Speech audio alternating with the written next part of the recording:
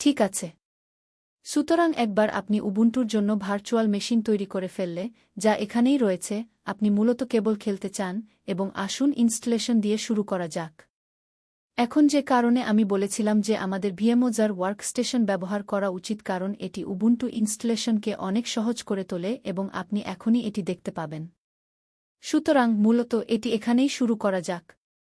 আমাকে শুধু স্ক্রিনটি সর্বাধিক করতে দিন এবং আপনি দেখতে পাচ্ছেন এটি ইতিমধ্যে এটি পূর্ণ স্ক্রিনে খুলেছে। তাই এটাকে এভাবেই রেখে দেওয়া যাক। এবং আমি যেমন বলছিলাম, ভিএমওজার মূলত আপনার জন্য এটি ইনস্টল করার ক্ষেত্রে এটি ইনস্টল করার জন্য সমস্ত কঠোর পরিশ্রম করবে। সুতরাং এটি কেবল শুরু হতে দিন এবং ইনস্টলেশন প্রক্রিয়াটি একটি বাতাস হওয়া উচিত। ঠিক আছে। তাই মনে হচ্ছে আমরা আসলে শুরুতেই চলে এসেছি। মূলত আমি মনে করি এটি কেবল কনফিগারেশন শুরু করতে চলেছে। আপনি এখানে দেখতে পাচ্ছেন এটি উবুন্টু লোড হয়ে গেছে এবং এটি ইনস্টলেশন শুরু করবে।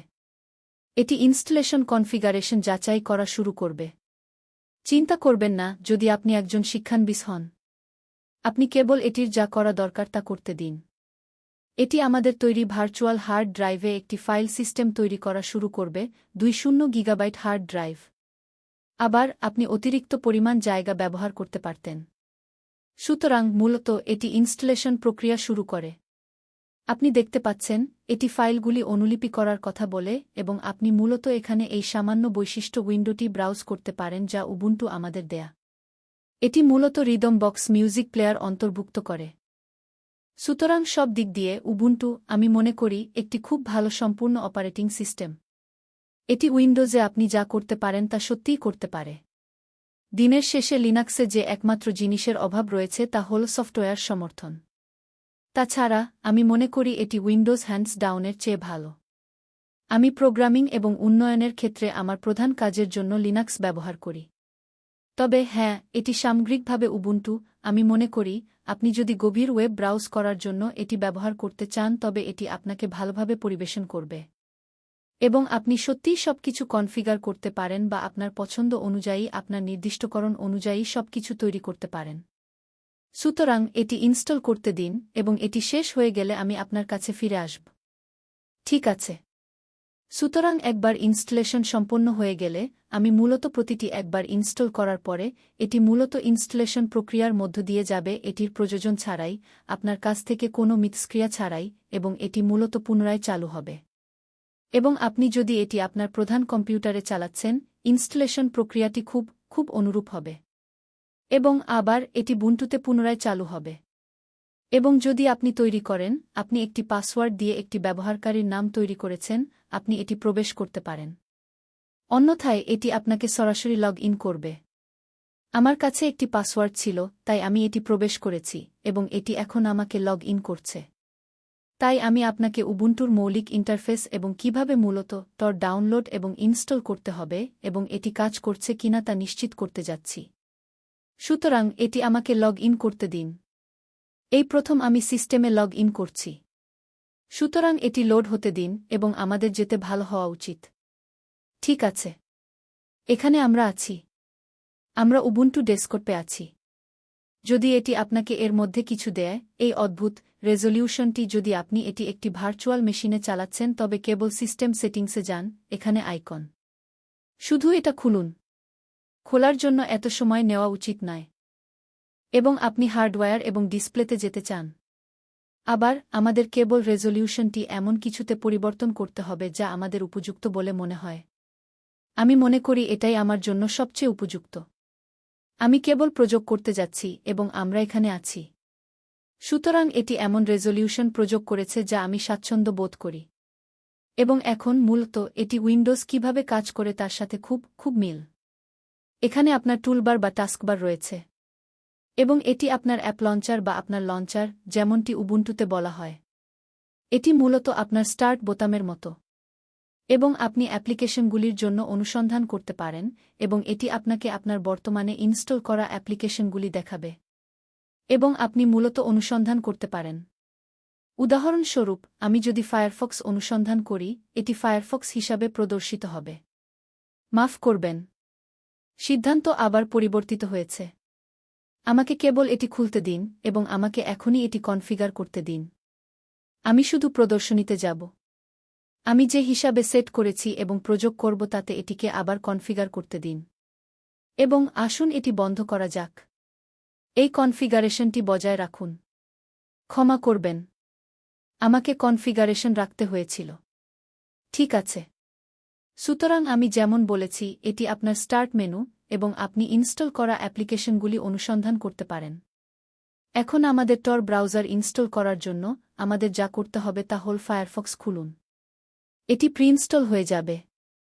নিশ্চিত করুন যে আপনি ইন্টারনেটের সাথে সংযুক্ত আছেন। আমি ভার্চুয়াল মেশিনের মাধ্যমে সংযুক্ত।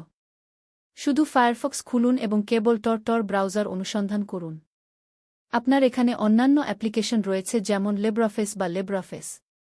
আপনার কাছে আপনার ফাইল ম্যানেজার রয়েছে যাতে আপনি সত্যিই খুব সহজেই আপনার ফাইলগুলি কাস্টমাইজ করতে পারেন।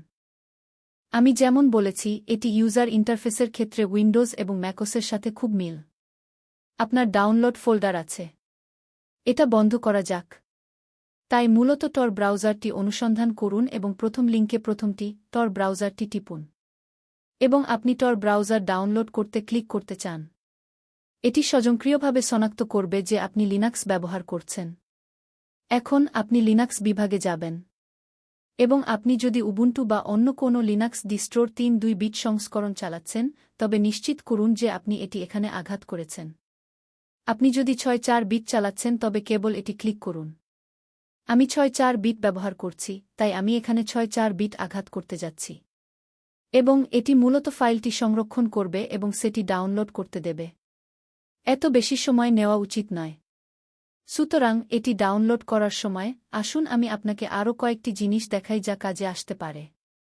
সুতরাং ভবিষ্যতের ভিডিওগুলিতে আমরা যে সরঞ্জামগুলি ব্যবহার করতে যাচ্ছি তার মধ্যে একটি হল মূলত সুরক্ষার জন্য উবুন্টু বা অন্য কোনো লিনাক্স টার্মিনাল কনফিগার করা এবং মূলত পুরো সিস্টেমটিকে টর প্রক্সি বা টর সংযোগের মাধ্যমে চালানো। টার্মিনাল দেখে ভয় পাবেন না। আমরা জটিল কিছু করব না। আমরা এখানে ওখানে কয়েকটি কনফিগারেশন ফাইল সম্পাদনা করতে যাচ্ছি।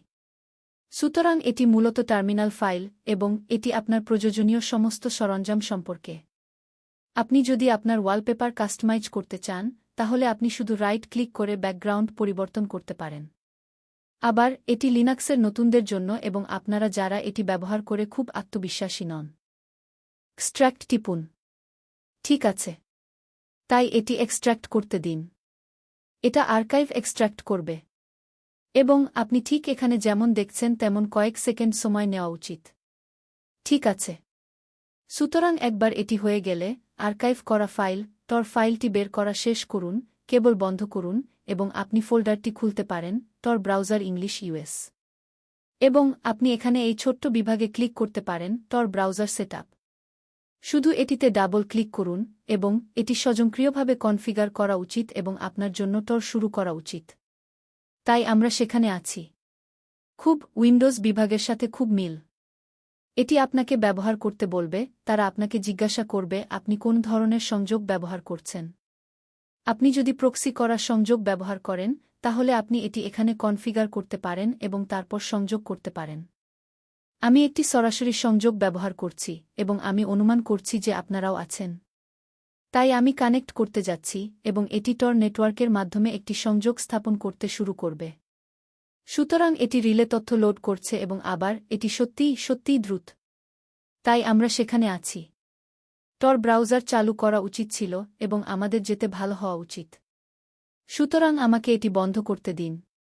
তাই আবার পরীক্ষা করা যাক। টর প্রজেক্ট চেক করুন। এবং এটি ব্রাউজারটি সঠিকভাবে কনফিগার করা হয়েছে কিনা এবং ভয়লা কিনা তা পরীক্ষা করবে। আপনি হয়তো লক্ষ্য করেছেন লিনাক্স বা উবুন্টু ব্যবহার করা অনেক দ্রুত। এবং আমি সুপারিশ করব যদি আপনি ভার্চুয়ালাইজেশনের কথা ভাবছেন, আমি টেইলস বা উবুন্টুর সুপারিশ করব। তবে উবুন্টুর সাথে ভালো জিনিসটি হল এটি একটি সম্পূর্ণ অপারেটিং সিস্টেম, যার অর্থ আপনি এটি প্রতিদিনের ক্রিয়াকলাপ যেমন ওয়েব ব্রাউজিং, পরিষ্কার ওয়েব হিসাবে ব্যবহার করতে পারেন। আপনি মূলত শব্দ নথি লিখতে পারেন, আপনি গ্রাফিক্যাল কাজগুলি সম্পাদন করতে পারেন এবং এটি কেবল একটি দুর্দান্ত অপারেটিং সিস্টেম। সুতরাং এটি এই ভিডিও ছেলেদের জন্য এবং এটি এই বিভাগের জন্য। কোর্সের পরবর্তী বিভাগে আমরা দেখব কিভাবে সর্বাধিক নিরাপত্তার জন্য মূলত টর কনফিগার করা যায়। এবং গভীর ওয়েবে প্রবেশ করার সময় কিভাবে টর ব্যবহার করতে হয় তা আমি আপনাকে দেখাতে যাচ্ছি।